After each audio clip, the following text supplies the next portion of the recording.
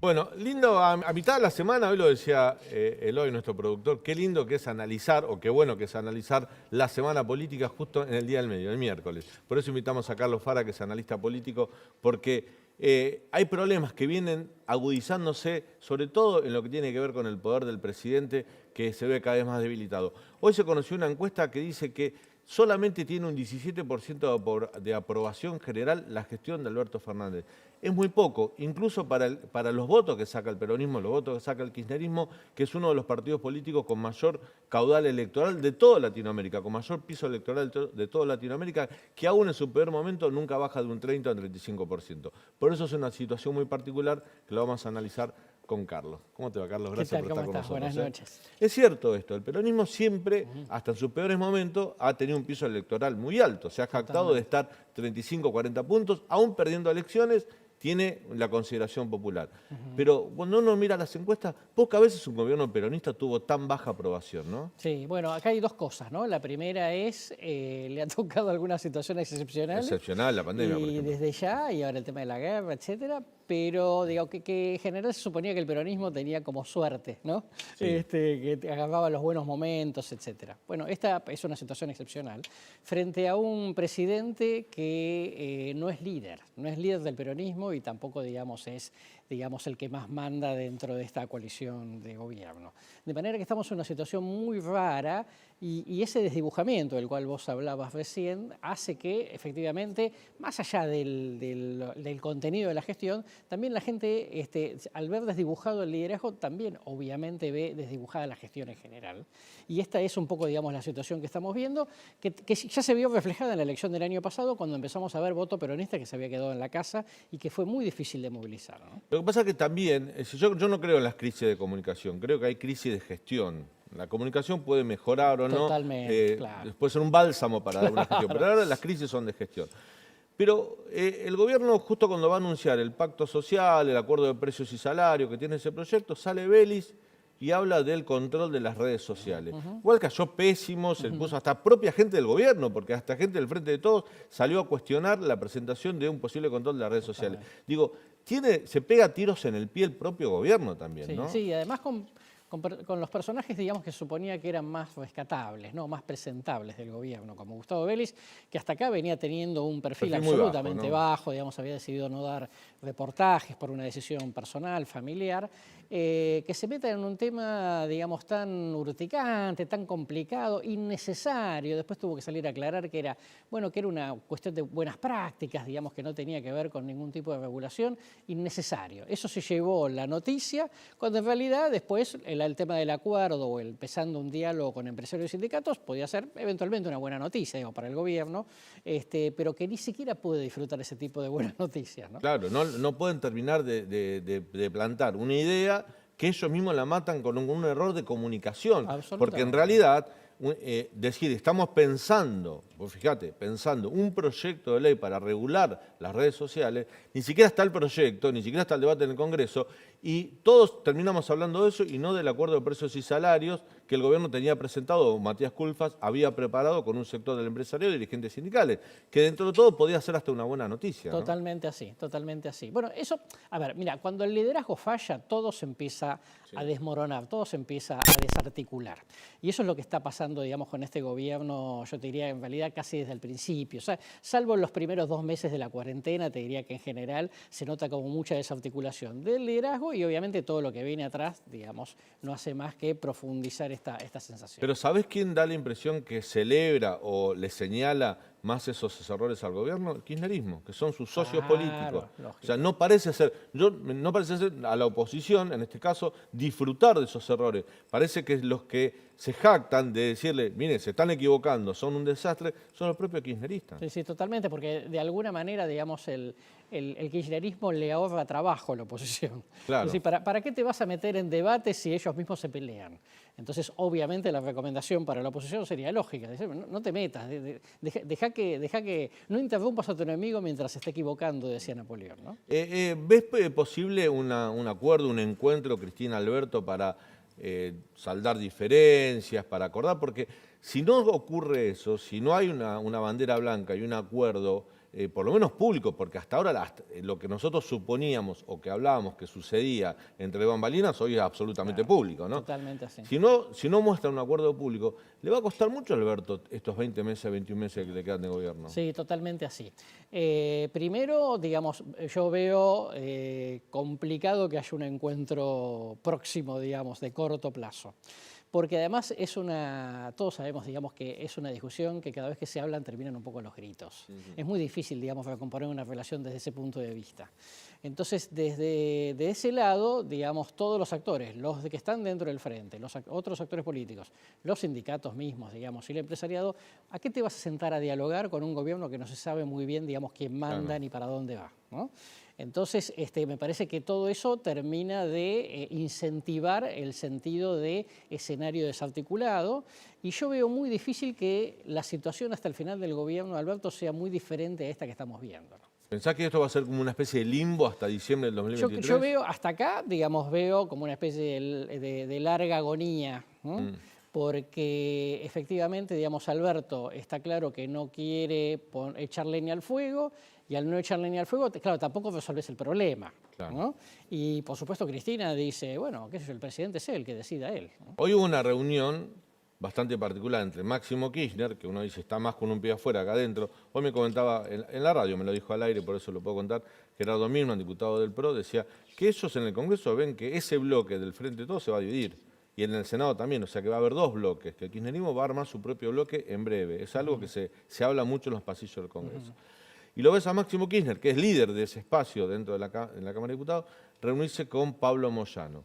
Si vos vas a hablar con los empresarios, Pablo Moyano no es una persona que es fácil de digerir para ellos, para sus propios intereses. Hoy pidieron encarcelar a 2 dirigentes camioneros por obstruir el trabajo y ese tipo de maniobras que tiene los Moyano de ese proceder. Y entonces uno dice, se junta Pablo Moyano con Máximo Kirchner. Entonces ese sector se va a radicalizar más, aún contra este gobierno. Bueno, yo primero, digamos, creo que por lo menos va a mantener el nivel actual de radicalización, digamos que no veo que se vaya a minorar la tensión en el corto plazo. Entre otras cosas, digamos, por lo que dijo el propio Larroque la semana pasada, ¿no? Es decir, nosotros no nos vamos a ir de una coalición que armamos nosotros. Claro. ¿No? Y además, Cristina, digamos, lo eligió Alberto, con lo cual, digamos, nosotros somos dueños de esta cuestión. Y si queremos tener incidencia, no nos vamos a ir porque vamos a dar la pelea hasta el final, para obligarlo, condicionarlo a Alberto todo lo que podamos. Todo esto, digamos, no hace más que afirmar lo que decíamos hace un segundo. Digamos, es muy difícil ver algo que no sea una larga agonía. Claro. Fíjate que ese Frente de Todos tiene 3 cabezas visibles, por lo menos tenía 3 cabezas visibles, que eran Cristina, Alberto solo por haber sido elegido como candidato a presidente, no por peso propio político. También hay que recordar eso. No era un dirigente con peso propio, pero Cristina lo ungió como candidato a presidente. Cristina y Sergio Massa. En las últimas horas se ve a un Sergio Massa un poco distante de esa pelea, diciendo, bueno, muchachos, si ustedes no se arreglan, incluso hasta se corrió el rumor que el Frente Renovador se podría ir de la coalición si no acordaban o no bajaban los decibeles o no había un acuerdo de paz entre Cristina y Alberto. Pero además, Sergio Massa le propone a los bloques opositores una agenda parlamentaria como para poder tener gestión en el Congreso.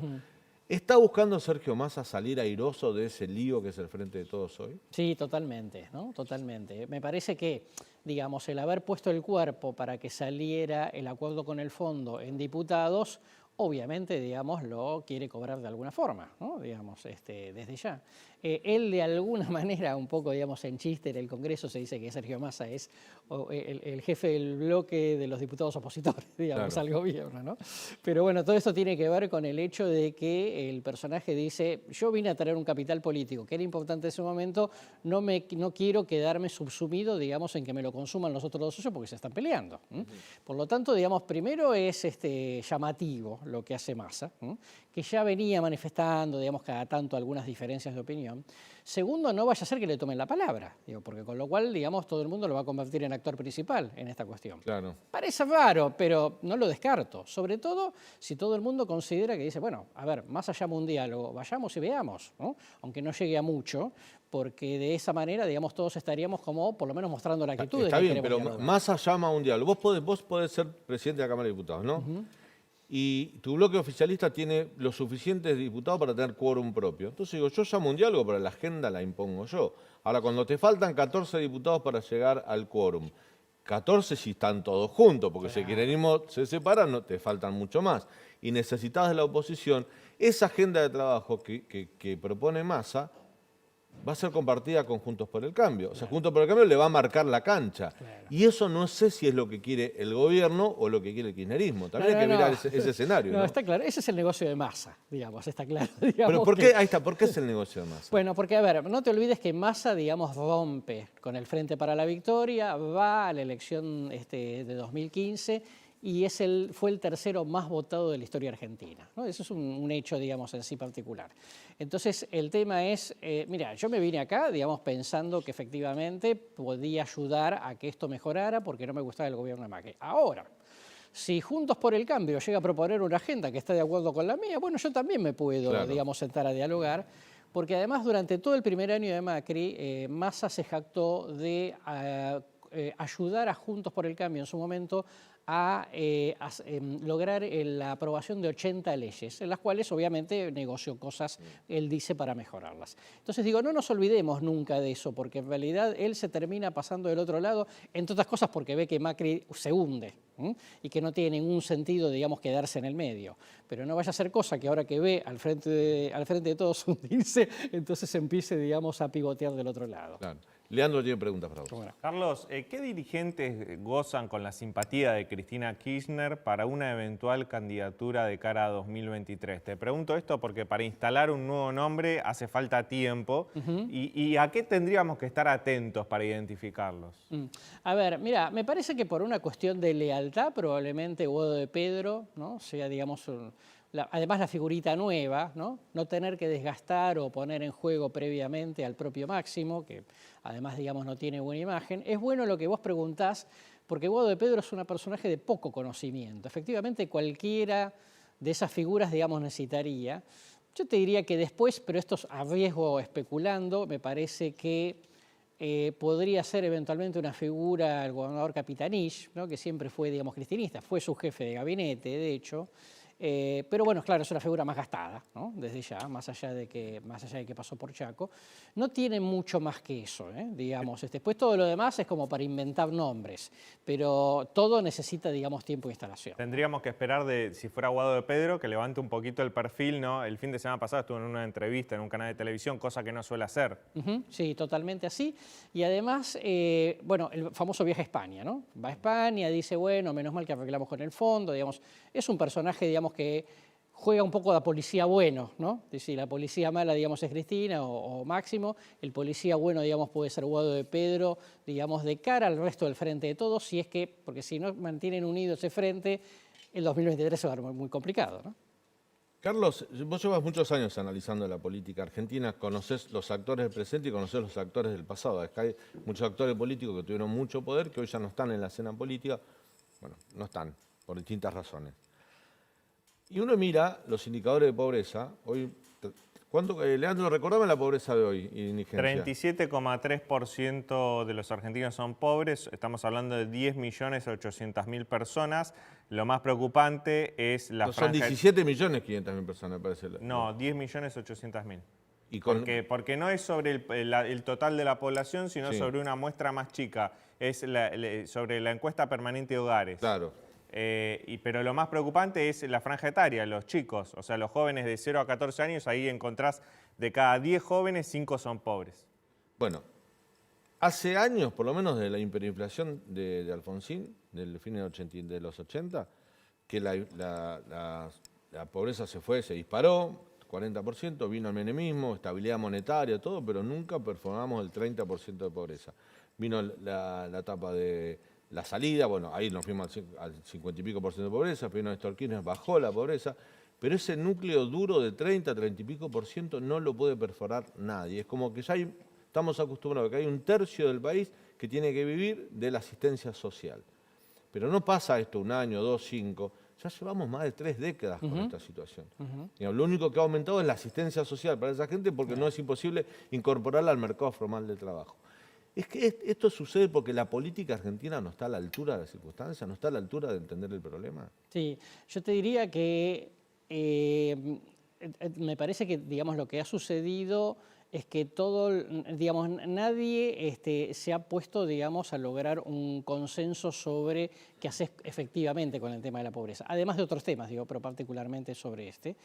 En donde Argentina, digamos, claramente su patrón de crecimiento, digamos, se agotó hace rato, ¿no? No terminamos de encontrar un patrón sustentable a lo largo del tiempo, y me parece que desde ese punto de vista empieza a ser, digamos, como muchas cosas, las cosas en la Argentina, digamos, los problemas que se van acumulando a lo largo del tiempo y, bueno, y son así, digamos, como que nos vamos acostumbrando, ¿no? Digamos, mal pero acostumbrados, digamos, como se dice habitualmente.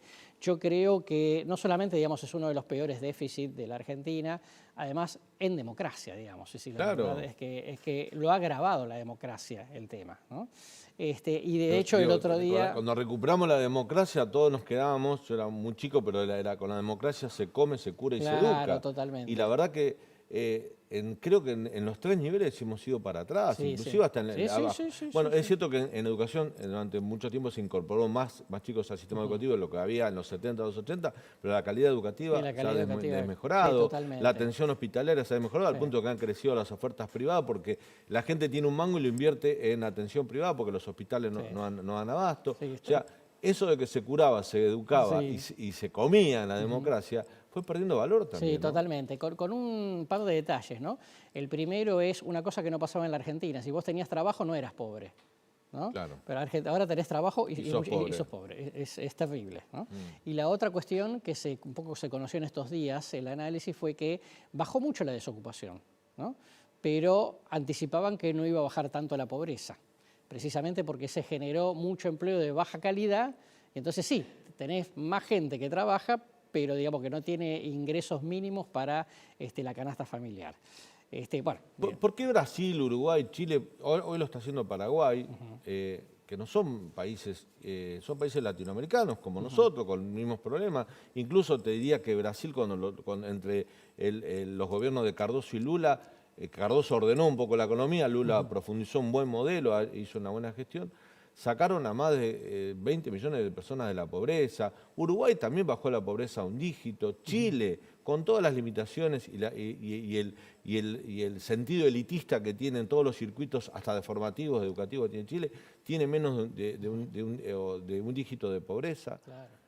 ¿Por qué logran los países vecinos y nosotros no? Bueno, vamos a... A veces me pregunto, ¿por qué si lo hace Uruguay, Chile, Brasil y Paraguay, ¿por qué no lo hacemos nosotros? Sí, totalmente. Bueno, lo primero, digamos, en el caso particularmente de Uruguay y de Chile, son un poco las estrellas de la región, Sí. ¿no? Y ambos, digamos, con alta estabilidad política, muchos acuerdos de base. Muchas políticas de Estado, ¿no? Muchas políticas de Estado, exactamente, que no es que han mejorado en la desigualdad, pero, digamos, como crecieron, entonces menos gente, digamos, queda por debajo de la línea de pobreza. También es absolutamente cierto que, claro, hace 30 años atrás partieron de un piso mucho más bajo que la Argentina, Claro, ¿no? es Y cierto. Argentina fue para abajo y los otros fueron para arriba. Entonces nos estamos encontrando, ¿no? Lamentablemente. Entonces, desde ese punto de vista te diría que, pero más allá del caso, digamos, Uruguay-Chile, yo te diría el caso de la estabilidad económica de Bolivia, ¿no? El caso de la estabilidad económica de Perú, la estabilidad económica de Colombia, ni hablar, digamos, el caso de México. Que no es que tienen grandes logros, pero por lo menos hay cosas... Previsibilidad. Exactamente. Así, hay cosas que no se mueven. Así, sabes que no te van a tocar mucho el dólar, sabes que son ortodoxos en lo monetario. Fíjate que ahora que entró el debate en la Argentina sobre la posibilidad o el debate de dolarizar la economía, uno dice, todo el mundo te dice, dan el ejemplo de Ecuador. Ecuador bajó la inflación de 100 a nada. Ecuador hace 20 años que tiene la economía dolarizada y atravesó 2 periodos de gobierno de Rafael Correa, que era una persona de izquierda o neochavista, y sin embargo no tocó la dolarización, que uno podría decir ideológicamente no coincide con él, pero no la tocó. No, totalmente, y digamos, inclusive el propio, digamos, Bolivia, ¿no? Ahora tiene de presidente al que fue el ministro de Economía de Evo durante mucho tiempo. Una persona de carrera del Banco Central de formación marxista. Sin embargo, nunca se animaron, digamos, a volver loca la emisión monetaria en Bolivia, ¿no? La primera vez que yo fui a Bolivia fue en el año 2005, salía 8 pesos bolivianos el dólar, ahora andan como en 6,5. Y pasaron, digamos, 17 años aproximadamente. Entonces te diría que Argentina, digamos, tiene una particularidad de la tensión política muy fuerte, ¿no? Sumado a una sociedad, digamos, que tiene unas expectativas que arrastra históricamente, que están por encima de su capacidad productiva. Entonces, obviamente estamos en un desfasaje permanente. Dabas el ejemplo de Bolivia. Yo te doy un ejemplo al revés, ¿no? Decíamos que el presidente Bolívar fue ministro de Evo Morales, un hombre con formación marxista. En Chile es elegido presidente Gabriel Boric, un joven de formación, no sé si marxista, pero sí formación ligada a la izquierda, un hombre que se define como una persona de izquierda, llega y nombra como ministro de Economía y deja en el Banco Central a funcionarios de Piñera, para darle continuidad a una política monetaria que en Chile, dentro de todo, dio resultado, porque poca gente quizás no lo sepa, pero Chile desde la época de la Concertación, que tiene fondos anticíclicos para atravesar distintas crisis, le han servido, por ejemplo, durante la pandemia. Y uno dice, izquierda, derecha, Piñera, Boric, son el agua y el aceite, y sin embargo acuerdan algo. Yo eso, sinceramente, no lo veo en la Argentina. No está en la Argentina. No está en la Argentina, y yo te diría que en algunos momentos, digamos, con más o menos detalles, te diría que habíamos llegado por lo menos a algún tipo de acuerdo en la época de la convertibilidad, ¿no? Sí. De hecho, la sostuvo De la Rúa. Sí, a De la Rúa lo obligaron, porque acá es paradójico, no hay que recordarle a la gente que el peronismo lo acusaba de La Rúa de que él iba a devaluar.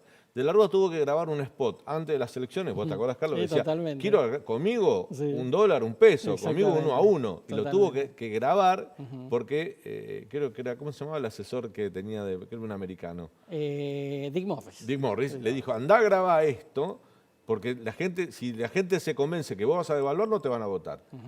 Y después se tuvo que ir acusado de no devaluar, Claro, y tuvo que dejar el poder por no totalmente. devaluar. Paradojas de la Argentina, Sí, ¿no? totalmente. Pero es cierto que había cierto consenso. Incluso Chacho Álvarez, vicepresidente de la Rúa, totalmente. dijo en un momento, me arrepiento de no haber votado la ley de convertibilidad. Exactamente así, exactamente así. Por lo que digo, Argentina puede lograr ciertos consensos. Es más, yo te diría, mientras estaba Lavagna como ministro de Economía de Kirchner, También había yo te diría consenso, como que había un cierto sí. consenso. Sí, de sobre que todo esa en la era línea reestructuración de la general. deuda. Totalmente, Claro, totalmente, ¿no? Me parece que había un cierto consenso en la línea. Y después, a partir de eso, no, obviamente, digamos, ya se disparó para cualquier lado. Parte de la fragmentación política, parte, digamos, del kirchnerismo, y bueno, digamos, una oposición que durante mucho tiempo estuvo desarticulada, ¿no? Claro. Carlos, te agradecemos mucho esta No, por visita. favor, Sabemos un que te placer. tenés que ir. Te disfrutaría un rato más, te tendría un rato más preguntándote muchas cosas, pero venís seguido, así Sí, que con mucho no nos gusto. podemos quejar. Gracias, Carlos. No, por favor. Vamos a ir a un breve corte.